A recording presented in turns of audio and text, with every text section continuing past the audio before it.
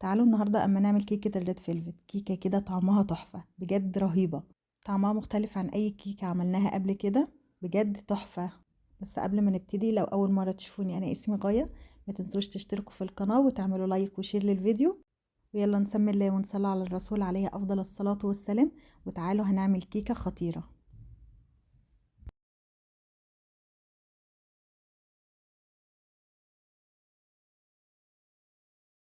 زي ما احنا عارفين، لما بنيجي نعمل اي كيكة بنشغل الفرن بتاعنا الاول على درجة حرارة 180، وبعد كده ببتدي اعمل الكيكة بتاعتي. عندي 4 بيضات بدرجة حرارة المطبخ. انا البيض كان عندي صغير فانا استخدمت 4. لو البيض حجمه كويس استخدمه 3 بس. وبعد كده حطيت معلقة صغيرة فانيلا وهبتدي اضربهم بالمضرب كده.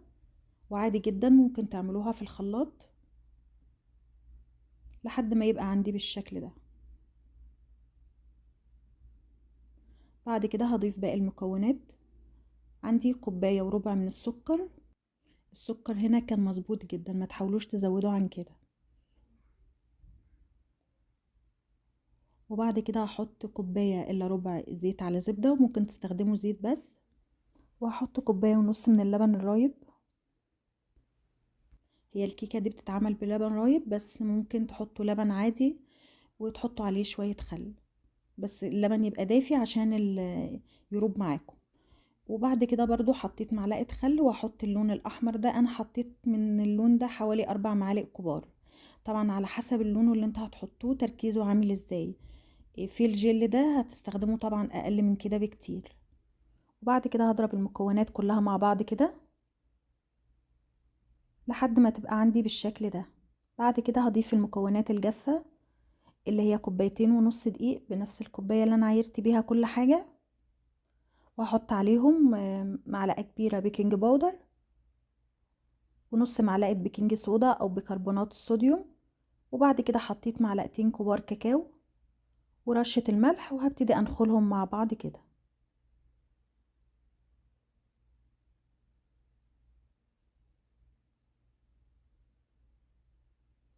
وبعد كده هقلب خليط الكيك كده.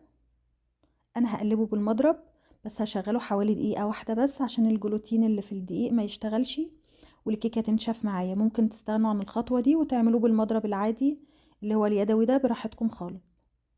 وهتأكد ان مفيش اي دقيق تحت، وهو ده بيبقى قوام الكيكة. بعد كده عندي صينية حاطة فيها ورق زبدة، او ممكن تدهنوها زبدة وترشوها رشة دقيق. وبعد كده هفضي فيها خليط الكيك بتاعي، هخبطها خبطتين كده وهطلع منها الهواء.